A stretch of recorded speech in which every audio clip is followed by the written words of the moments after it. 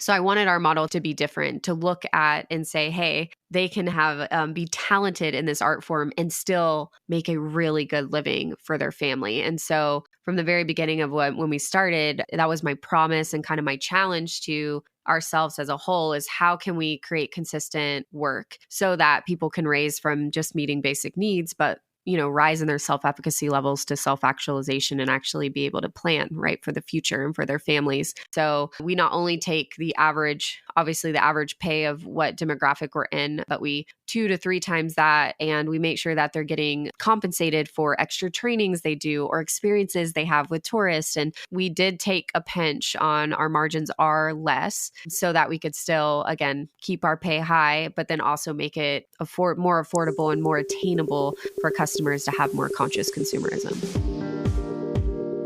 Welcome to Mindful Businesses, presented by Sarani, and I'm your host, Vidya Iyer. In our podcast, we bring to you brands that are mindful in their practices and processes. A mindful business employs sustainable social, economic, and environmental practices. Today, we have with us Jenny Nuccio, founder and CEO of Imani Collective, a global social enterprise empowering artisans. She joins us from Mombasa, Kenya. Welcome, Jenny. Thank you so much. I'm so excited to be here.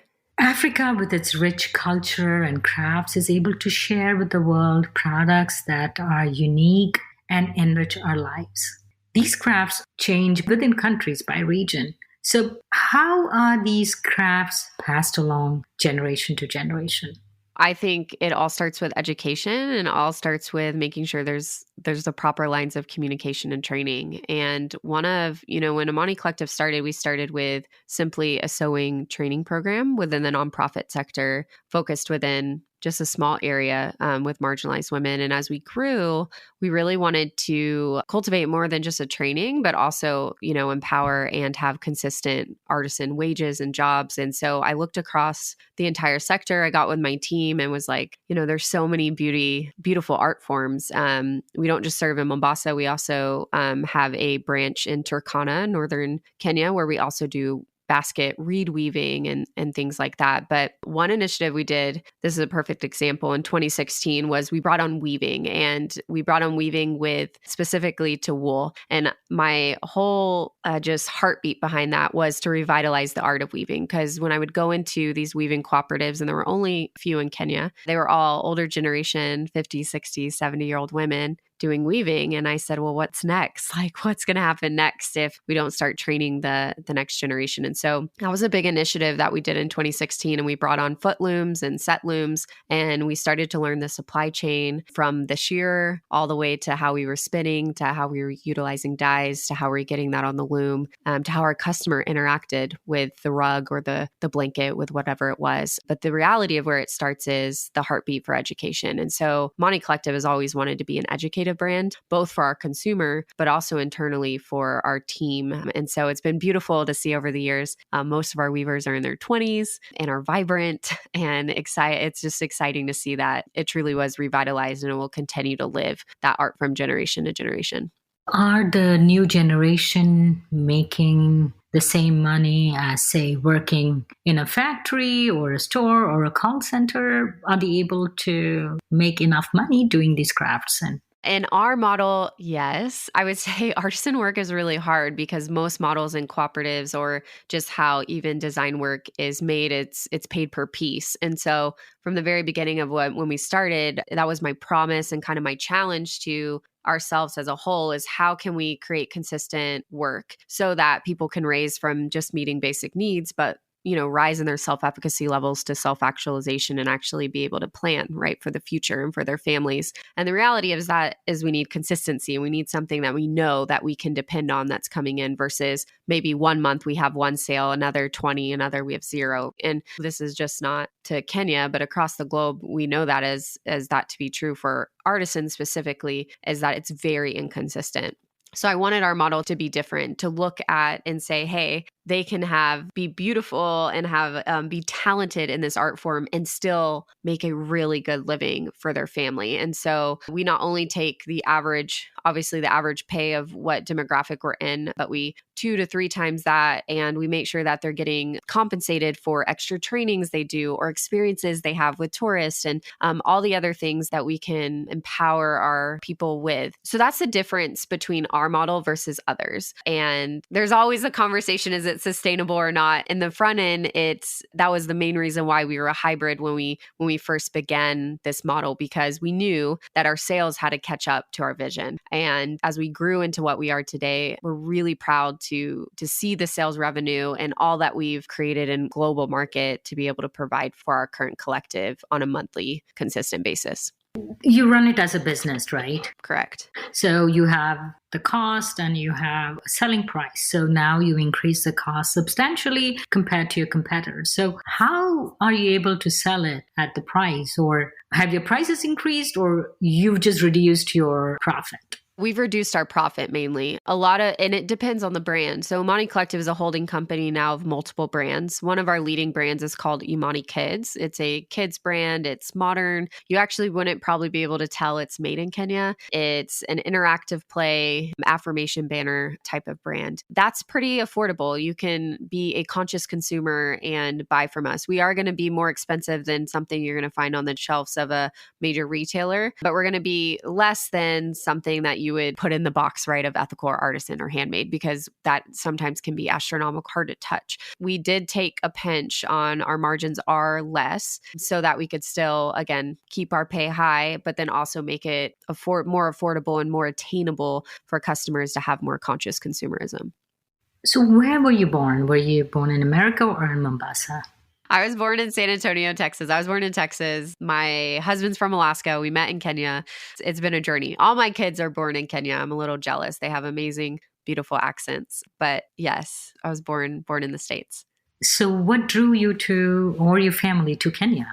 Originally, I came to Kenya to work within a school. Actually, I went on a mission trip in 2009. And I talk a lot about this trip because I think it was really eye-opening for me, because when I went, I actually said, I actually have no desire to go back to Kenya, more so because there was a lot of feelings that I was going through. And at that age, didn't know exactly how to put words to it. But when you walk into someone's home, right, in the middle of a village, and then at the end of the day, you're sitting in a hotel with a buffet in front of you, I think you go through a lot of mixed emotions of what is this world and why am I here and what am I serving and what am I doing? And at the end of the day, my biggest question and what it came down to is relationships. I built a lot of beautiful relationships with the women of the village. And when I came back the following year, I was actually there to work within this school. And I was building out children's sponsorship profiles. And I would go and I would do the home visits. And I realized the children struggling the most are coming from these single, widowed, and disadvantaged women homes. And I said, at the end of the day, these kids are going to continue to be sent home because these women can't afford the school fees. And although it's important that they pay for these school fees, what about the women? Because they've never been educated themselves. They're not going to know the value of education. We need to start with the women in their home to truly change the next generation where these kids and their future lays. And the organization at that time was like, well, that's not our responsibility, which I understand as well too. But I think that's where the stirring in my heart said, okay, maybe I am meant to be here. Maybe I am meant to stir up conversation.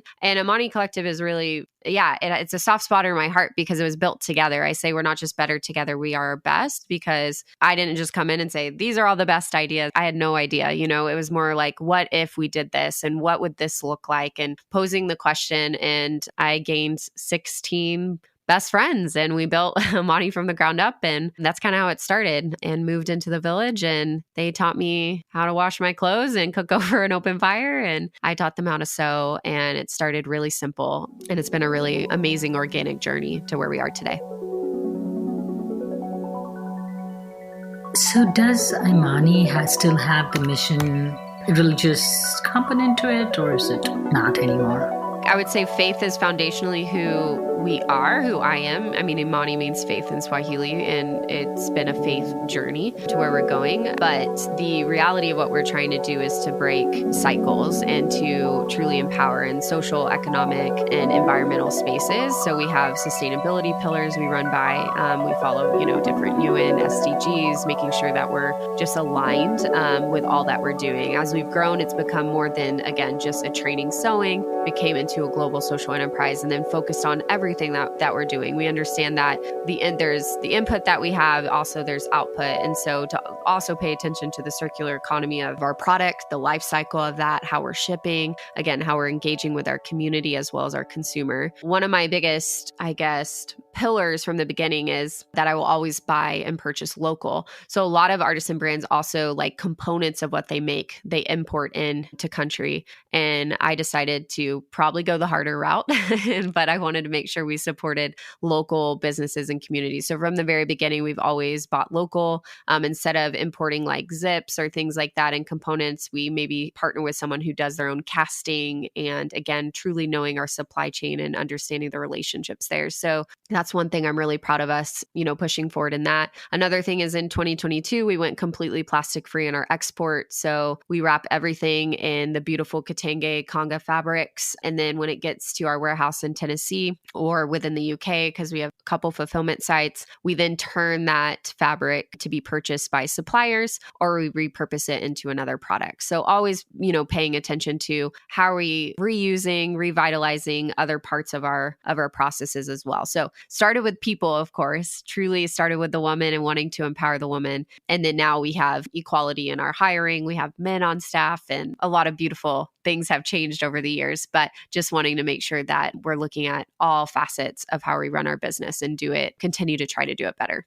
And artisans, as a force for economic growth in many communities, have, especially in where these crafts are so rich, have had a great impact on the communities, not just by selling this one basket, but it downstream into the purchase of raw materials, like you said, the local ones, the banking facilities, the education for their kids, the healthcare. It's that one basket, the impact of that is not just what you pay for that one basket, but further downstream, there are multiple levels of impact. And I think a lot of people, I don't think we talk about that enough, about the power of our dollar, right? And where that's being spent. Because one, I guess, but something that companies can get better at, that we strive to do every quarter and every year, is put out like impact reports and make sure we're sharing those numbers, right? Because I don't think people, whether or not people care about it or not, right? We're trying to change people's mindset and how they consuming things. But I think it's also really important to truly to know that ripple effect and that domino effect. We, that one artisan that we have in our workshop, we now support over 130 artisans. That one artisan equates to 5 to 8 people, right? So that your impact is so much greater than, what we're seeing at hand. And so, yeah, that basket has a big ripple, and it means a lot. And there's a reason to that price and the way that it's put out there. So we really try to combat the fast fashion and what that looks like. And just also people understanding, again, not just the economic side of it, but also the sustainable side of the material usage as well, and the effects of what it has too. And there's major cultural value by making people proud of their heritage, not just go out and buy imported brand name stuff, but to feel proud that they are keeping a part of their culture. There's research which shows that the economic value for the community is multifold even in that. And you're doing that with training the women. So let's talk a little bit about training, which is a core part of Imani, training and education. So how many women have been trained thus far?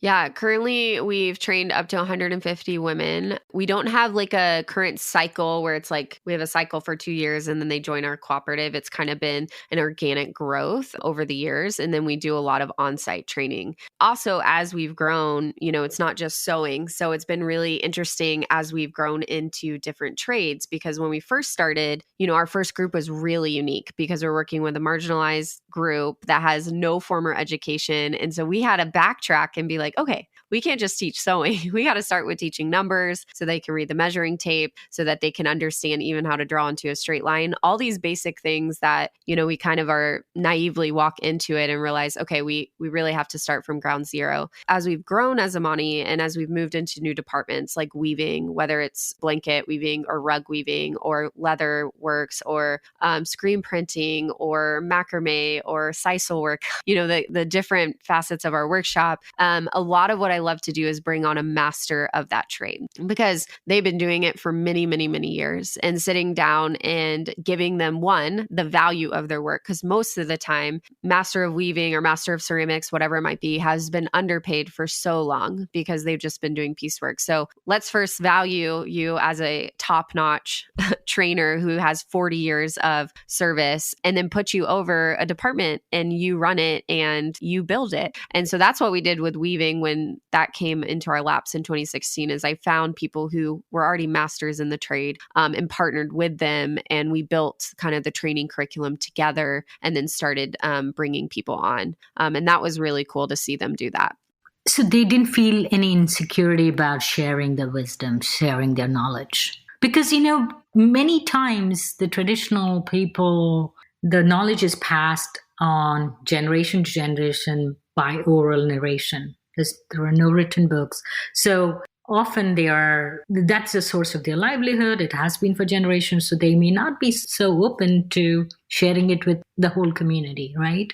Yes, I would say there has been different pushback, but I would say ultimately consistency in relationships builds the trust and rapport. Like, I think over time, from the women who've been with me since the beginning, I've been with them for now 12 years, and to know, okay, I think knowing people ahead of time, right? So now it's a little bit easier because you can bring someone in and say, hey, like, talk to the people who've worked with us, like, get to know, like, get to kind of hear some testimonials. I think the hardest part was the beginning of paving the way that, like, we can build this, this trust and rapport. Like, we're not going to just take it and rip it and move, because we see that all the time. And that's just not in the artisan space. That's in any business, right? Where someone sees something good, rips it off, makes it cheaper and faster and somewhere else. And so I would never, ever want, them to feel that way or feel as if we're taking their livelihood. If anything, I want to empower them to say, hey, look, you're leaving a legacy behind for what you've been, for what you've known and what you've built. But that takes a lot of time in relationships. I am blessed and honored that, like, I've been in one place and been in Mombasa to continue to build those relationships with our team. Imani has several initiatives, right? For instance, the Sela. Yeah, you have Imani Kids, and we have Sukwa Saddle Blankets, which is a initiative on the equestrian side. We make organic, natural saddle blankets for horses. We have Sela, which is a brand that's being launched actually in October. So that will be a higher end brand. So that margin will be much higher. It's going to be a more expensive brand that actually is from our workshop to your home. So it won't hit any of our fulfillment centers locally. Globally. We're going to be sending that straight from Kenya to you. And so to have this really beautiful experience of our workshop right into your hands. Then you also have Imani Soko, which is our local brand in Kenya and East Africa. So that has a variety of mix of who and what we are in the back end of our workshop. What I found as we rebranded, our biggest move that we did as a business was rebrand to the kids brand. There were pros and cons to that, because the pro was it got us out into a level playing field where we were able to compete and be able to work in the e-commerce space and also across all brick and mortar stores on a global scale and really get the name out for what we were going to do and what we were doing. The con to that is it put us in a box. So if you go to Imani Kids, they're like, oh yeah, you do canvas work. That's all you do is work with canvas, or affirmation banners. And we're so much more than that. We have so many skills. And so it limited the accessibility or the visibility to the skills that our artisans have. And so Imani Soko is kind of reviving that, as well as Sela is. And that's something this year we're really focusing on, is for people to know that we're not just these initiatives and these brands, but we're also an ethical manufacturing site and option for anyone who is a designer or wants to do corporate gifting or wants to do custom work for conferences or whatever it might be. We're kind of that sustainable shop for you, where you can come and you can interact and sample with us and really experience the impact you're having with your design as well. You also offer branding services. Yeah, we do. So do you also help entrepreneurship programs for these artisans and offer branding services? Or what part of Imani is that? Yeah, I would say it's a little bit it's all encompassing. So my background, my education background, my doctorate is in leadership education, and my research focused on the resource gaps of social entrepreneurs. What I realized is the top 3 resource gaps include social networks, right? Just getting to know people. And with the lack of social networks, you lack financial capital. And then with lack of financial capital, you lack human capital and you lack a team. So that's always been a heartbeat of mine as Imani has grown, for us to be able to provide that. So not only do I do coaching and mentorship and have resources for people who are within kind of social impact sector and moving in that area, I love helping people build strategy. But we also have a brand, Talanta, that provides services. We have a whole directory of talent all over Africa who are web developers and graphic designers and amazing skill base that can help you, yes, build brand, whatever that might be. And then it not only helps you be able to launch, into where you want to be, but then you're also, again, providing impact and providing another job. So our vision overall, again, started as a sewing training program, but our overarching vision of Imani is to provide dignified work in all different spaces and creative outlets. I also noticed that people could donate. Yes. To Imani. So how does that? Some part of you a nonprofit? We actually started as a nonprofit. We built under a nonprofit for 8 years, and then we moved into a hybrid model of both nonprofit and for-profit. So all of our brands and our products land under that for-profit space. So if you're purchasing, you're providing directly for that job. And then on the nonprofit side, we offer tons of holistic programs and outreach. So some of the programs that we offer around our artisans is like our free childcare program. We have a food program. We do financial literacy trainings. We do other skills trainings once a month that we bring in. Experts come in and they might talk to our women about female reproductive health or whatever it might be, so that we're making sure that people, again, are being educated in different areas and that they're just feel surrounded and supported. We also do a lot of outreach. So one of our locations in northern Kenya in Turkana, we do a lot of food outreach up there and partner with different larger organizations as well. And we do a lot of beach cleanups around Mombasa as well. So that's a space that people can donate so that we can continue to give back to our community as well as continue to grow on our business side too. You do amazing work, and Imani has had a major impact in the communities that it serves. How much of religious freedom do the people who work with you have? We are very unique where we are based in Mombasa, which is a melting pot of cultures and religions. So if you've ever been to Mombasa, it's the largest East African port.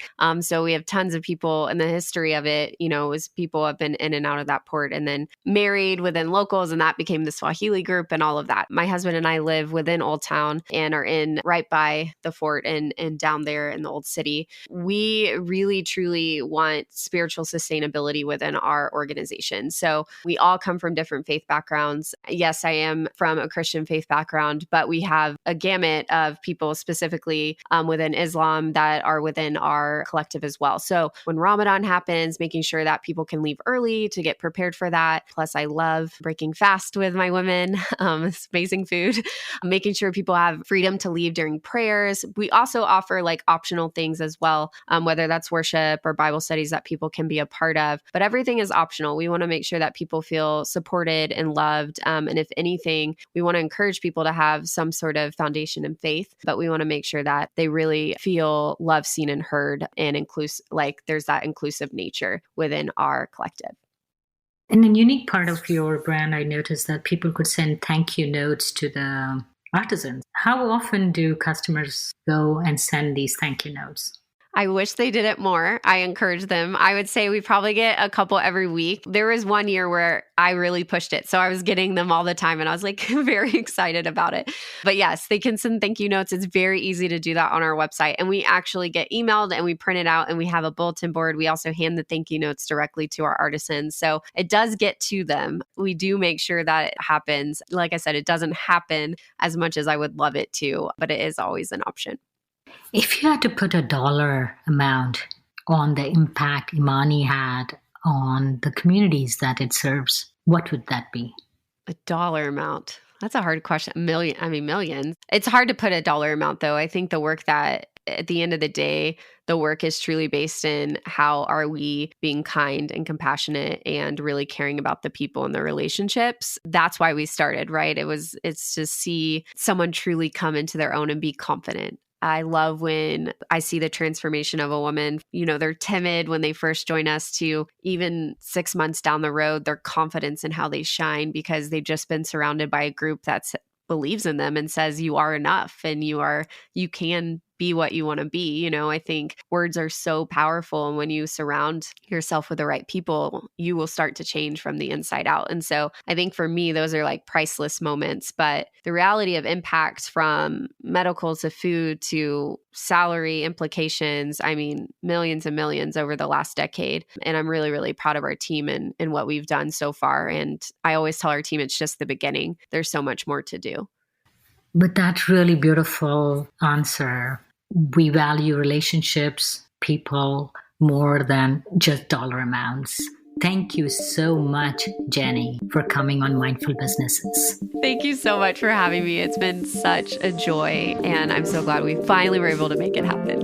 Yes, me too. You're listening to Mindful Businesses, produced and hosted by Vidya Iyer. We would love to hear from you. Send us an email at info@mindfulbusinessespodcast.com. If you learned a thing or two from this episode, share it with one friend. Click on the subscribe button to be the first to learn about our latest episodes. We recorded this podcast in Buffalo, New York. Theme music was composed by Tatum Gale. Roseanne Kurian is our marketing assistant. Ketan Karat is our podcast editor. Our advisors are Jim Stone and Anupama Pastrija. This is Vidya Iyer with Mindful Businesses.